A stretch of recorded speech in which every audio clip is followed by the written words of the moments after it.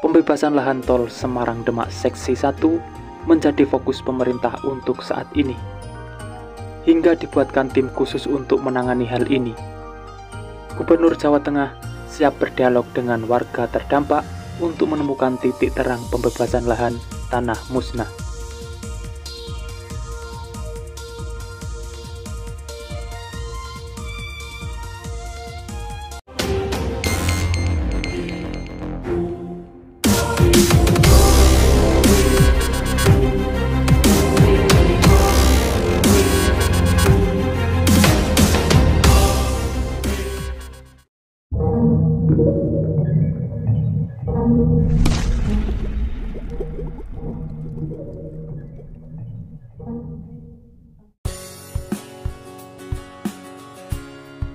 Assalamualaikum semuanya.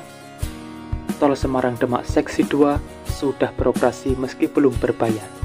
Kali ini pemerintah akan berfokus pada Seksi 1, sisanya yang masih alot di pembebasan lahan.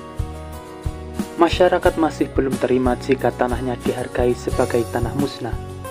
Karena alasannya meski sudah terendam air, mereka masih taat membayar pajak dan memanfaatkannya sebagai tambak. Dan berikut ini informasi selengkapnya.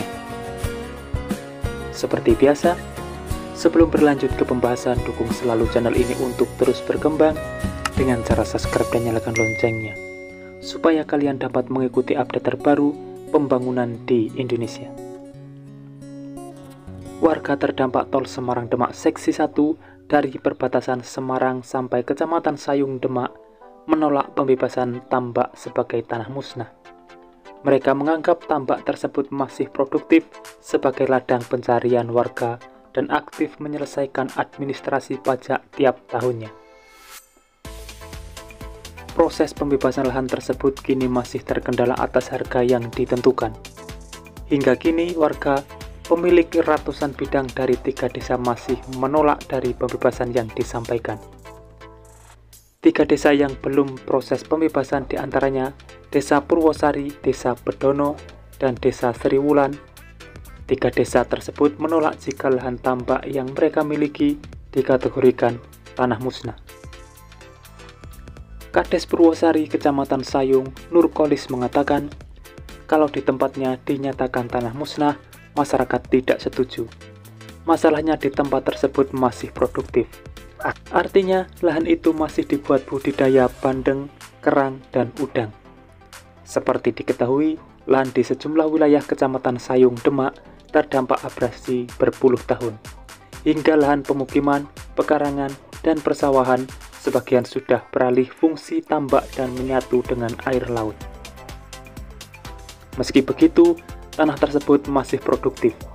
Masyarakatnya masih membayar pajak tahunan secara rutin.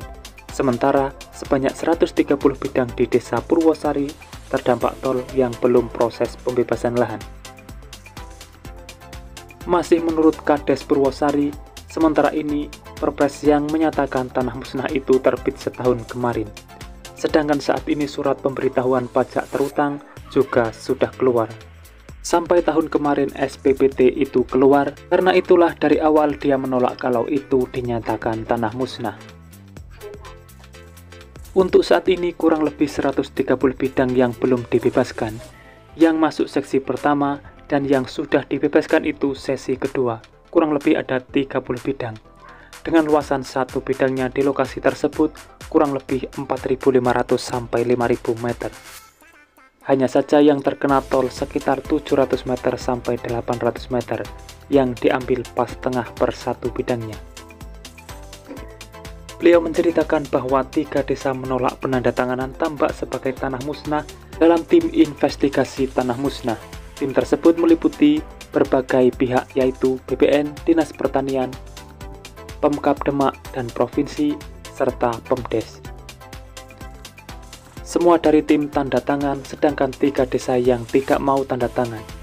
Sedangkan alasan Kades Purwosari tidak mau tanda tangan karena kalau dia tanda tangan nanti justru dibuat acuan, dan dia takut disalahkan warga, soalnya yang berbenturan langsung dengan warga adalah kepala desa. Ia menambahkan bahwa jarak antara laut dan Desa Purwosari masih sekitar 3 km. tambak di wilayah desa tersebut masih terpasang waring meski tanggulnya telah hilang. Terpisah Kades Bendono Agus Salim mengatakan, menolak pengkategorian tanah musnah atau lahan warga terdampak abrasi yang kini menjadi tambak di desanya. Ia memaparkan tambak tersebut masih menjadi ladang pencarian warga sehari-hari. Selain itu warganya juga patuh pajak tiap tahunnya dan memiliki surat tanah baik letter C dan sertifikat. Bukan pandangan kecil, lahan tambak warga tanpa ada waring ini tidak dimanfaatkan oleh warga, tapi malah nilai manfaatnya lebih besar walaupun tidak ada tanggul-tanggulnya. Karena dibuat budidaya kerang dan juga untuk mata pencarian hasil harian. Surat-surat yang dipegang masyarakat patuh pajak ini menjadi percontohan di Kabupaten Demak, pionir percontohan karena lunas pajak di awal tahun. Ia menambahkan bahwa pihaknya tidak menolak adanya pembangunan tol Semarang-Demak, melainkan meminta hak warganya yang terdampak bisa terpenuhi. Terpisah, Kasih Pengadaan Tanah BPN Demak, Sujadi, mengatakan pihaknya masih melakukan rapat pelaksanaan pengumuman tanah musnah. Karena tanah musnah belum diumumkan dan saat ini masih dirapatkan untuk pelaksanaan pengumumannya. Di lain sisi, Gubernur Jawa Tengah Ganjar Pranowo membentuk tim untuk membereskan masalah tersebut.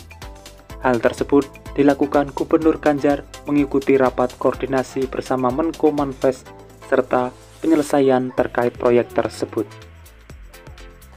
Dalam rapat diketahui terdapat warga yang menolak pembebasannya untuk proyek tol itu. Penolakan itu terkait dengan luasan tanah musnah dan uang ganti rugi atau uang kerohiman. Menurut Gubernur ini harus segera dibereskan karena waktu 1 tahun setelah putusan dari gugatan atas gugatan masyarakat ini penting untuk segera ditindaklanjuti agar tidak terlambat. Keterlambatan pengerjaan bisa memunculkan persoalan lalu lintas, seperti halnya beberapa waktu lalu ketika tol Semarang-Demak Seksi 2 dibuka dan menjadi solusi kemacetan di sekitarnya.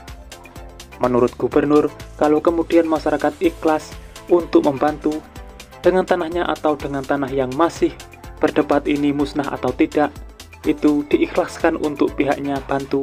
Dugaannya kontribusi ini akan membantu kelancaran yang ada di sana. Apalagi tol Semarang-Demak Seksi 2 juga punya fungsi sebagai tanggul laut, sehingga intinya tak melulu persoalan lalu lintas, tapi juga solusi atas masalah rob dan banjir di wilayah sekitarnya. Beliau berterima kasih kepada warga yang sudah ikhlas membantu dan kemudian yang belum tolong minta dibantu. Gubernur siap berdialog apa yang harus disampaikan untuk menemukan titik terangnya. Gubernur Ganjar mengatakan akan membentuk tim khusus secara umum untuk penyelesaian kendala proyek tol.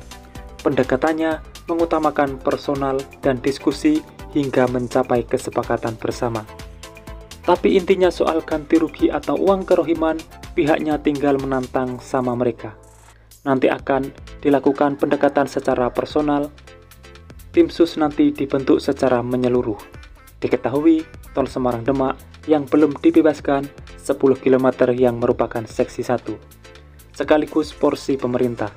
Semoga saja pembebasan lahan untuk seksi 1 ini bisa terselesaikan tanpa adanya kendala, sehingga tol Semarang-Demak bisa sepenuhnya terselesaikan.